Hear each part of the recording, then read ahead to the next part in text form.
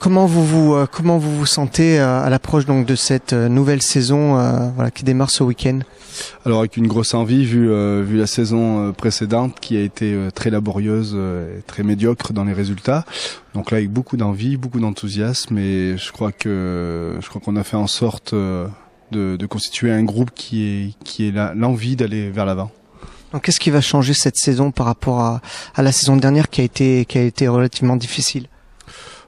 Déjà mon comportement vis-à-vis du groupe. Je crois que là le groupe est en adéquation avec ce que je propose comme projet, alors que l'an dernier j'étais pas écouté, mon projet était pas en adéquation avec les joueuses qu'on avait recrutées.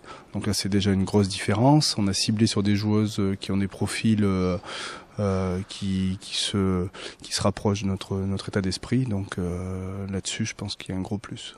Alors justement, un petit point sur les recrues que vous avez enregistrées. Donc les recrues, on a mis longtemps avant de les faire signer, parce qu'on a pris notre temps, on est allé les rencontrer, donc on a avalé pas mal de kilomètres avec le président. On est allé voir les filles, on a fait venir les filles, donc ça s'est fait après de longues semaines et après des négociations qui ont duré. Donc c'est des joueuses, donc la première qui a signé, Tiffaine Guyader, donc une joueuse qu'on connaissait déjà, qu'on a formée au club, qui est partie en Pôle France et qui a fait 2 saisons en Pro A et qui revient ici pour continuer sa formation avec toujours des ambitions élevées sur un poste de pointu, et on va la former en Récep 4. Ensuite, nous avons Susanna Lindowska, qui était une joueuse que nous avons formée aussi au sein du club, qui était partie pour raison professionnelle sur Lyon, qu'on a fait revenir, pas seulement pour jouer au volley, on l'a embauchée pour s'occuper de la communication et du marketing, mais bon, elle a quand même un niveau de jeu qui moi me satisfait, qui est bien supérieur à la passeuse que nous avions l'an dernier, en tout cas dans les systèmes de jeu que nous mettons en place. Ensuite, nous avons donc Lucie qui est sur un poste de libéraux qui nous manquait l'an dernier. Les premiers matchs, les défaites sur les premiers matchs venaient surtout de la réception, parce qu'on avait un gros potentiel offensif, mais par contre au niveau de la réception, on avait perdu Laure Grégoire et on n'avait pas réussi à la remplacer. Donc là, c'est un gros plus. C'est une joueuse qui a évolué à Béziers, qui a eu du temps de jeu, alors que Béziers était finaliste championnat de France. Donc elle a quand même un potentiel très intéressant. Et puis là, on l'a senti dès le début lors des premiers matchs de préparation. Ensuite, nous avons fait signer donc une Canadienne, Landis, qui est une joueuse. Là, on a bien pris notre temps, parce que l'an dernier, on s'était fait avoir par les managers qui nous baladent un peu. On est la dernière roue du chariot, donc on a le fond de la gamelle.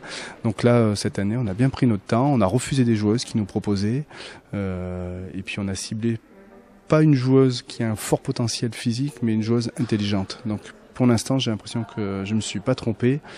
Et sur un poste de centrale, elle est petite. Elle mesure 1m83. Pour ce poste-là, c'est léger. Mais au niveau technique, je crois qu'on n'a jamais eu une centrale aussi technique. Et puis on a aussi ciblé sur une joueuse athlétique pour ce poste-là, qui est Marie-France, qui vient aussi de Istres, de ProF, qui a un gros potentiel physique, style un peu Tété Dembélé, que nous avons perdu. Donc nous l'avons remplacée par cette joueuse-là, qui a encore plus de potentiel, qui était une joueuse, une attaquante prioritaire, qu'on bascule au centre. Par contre, elle a un profil vraiment athlétique, où elle a besoin de bosser la technique, mais au niveau physique, c'est vraiment très fort. La nouveauté aussi, c'est le championnat qui change cette année. Est-ce que vous pouvez nous expliquer un petit peu ce nouveau championnat, oui. Et tous les ans, il change. Les formules changent tous les ans. Bon, cette année, a priori, on risque de jouer sous cette formule-là pendant toute l'Olympiade. Donc, c'est une formule en 2 phases, avec donc une première phase, une poule de 6, où les 2 premiers jouent les play-offs et les 4 derniers jouent les play-downs. Et ensuite, au niveau des play-offs, il y aura 2 montées, et au niveau des play-downs, il y aura 4 descentes quand même dans une poule de 8. Donc, c'est un championnat qui va être long, avec 24 matchs. On finit mi-mai, donc on rajoute la Coupe de France là-dessus, donc on va avoir 28 matchs dans l'année, donc une saison assez longue. Bon, on a un groupe de 11 avec des filles qui sont en National 3 aussi, qui peuvent compléter, des anciennes joueuses qui sont toujours là au cas où. Donc on a un groupe assez élargi pour pouvoir performer tout au long de l'année, je pense. Un petit point sur votre groupe avec les équipes Mulhouse, Clamart, c'est les premiers qui vont venir ici. Vous connaissez un petit peu ces équipes? Oui, mais là, bon, je change mon discours. L'adversaire, je vais le dire, c'est un peu cru, mais je m'en fous. Je m'en fous complètement parce qu'à force de faire des plans sur la comète par rapport à l'adversité, savoir si on est plus fort, plus faible, non, je crois qu'il y a une dynamique de groupe à créer. Les premiers résultats vont faire que peut-être qu'on sera outsider, peut-être qu'on sera aussi favori. Donc là, je me prends pas la tête avec l'opposition, savoir si c'est fort ou pas. Je vais pas sortir la formule que tous les entraîneurs sortent. On va jouer les matchs un par un, mais on va pas se prendre la tête par rapport à l'adversaire. On va jouer notre jeu et je pense qu'on va embêter pas mal d'équipes cette année avec l'état d'esprit et par rapport au contenu des entraînements. J'ai l'impression que les systèmes de jeu, elles vont vite se les approprier et on va embêter beaucoup de monde cette année. Alors, le premier adversaire, c'est Clamart dès ce week-end. Vous allez enchaîner 2 réceptions. C'est un avantage, c'est plutôt un inconvénient d'accueillir comme ça 2 matchs? Voilà, pareil, ça je m'en fous. Que ce soit à domicile ou à l'extérieur, peu importe. Au rugby, nos amis de l'ASM, on voit bien que jouer à domicile c'est un plus. Au volley, c'est pas la même chose. Et puis de toute façon, les équipes adverses, vu la formule du championnat, tous les matchs sont importants pour les adversaires. Donc, qui viennent à Châteaurousse ou qui nous reçoivent. L'adversité sera aussi forte, hein. Donc non, il y a pas de. Qu'on commence à domicile, c'est bien pour les gens parce qu'ils vont rencontrer les nouvelles joueuses, surtout voir un nouveau état d'esprit. Donc pour vendre un produit, c'est bien, hein, ça va aider Susanna. Mais après ça, non, moi je m'en fous. Alors quels sont vos objectifs? C'est la question un peu bateau pour cette saison. Il y a pas d'objectif, hein. C'est bizarre de dire ça, hein. Il n'y a pas d'objectif. L'objectif, il est à long terme. C'est de monter en Pro F, malgré nos petits moyens, malgré l'ogre de l'ASM qui est à côté de nous et qui vampirise tous les sponsors.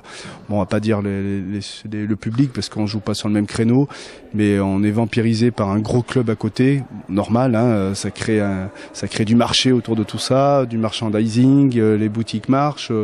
Donc nous, on peut pas trop se projeter sur du court terme, hein. On vit à côté de cet ogre-là et on va construire tout doucement, mais l'objectif reste ambitieux, c'est de monter en Pro F.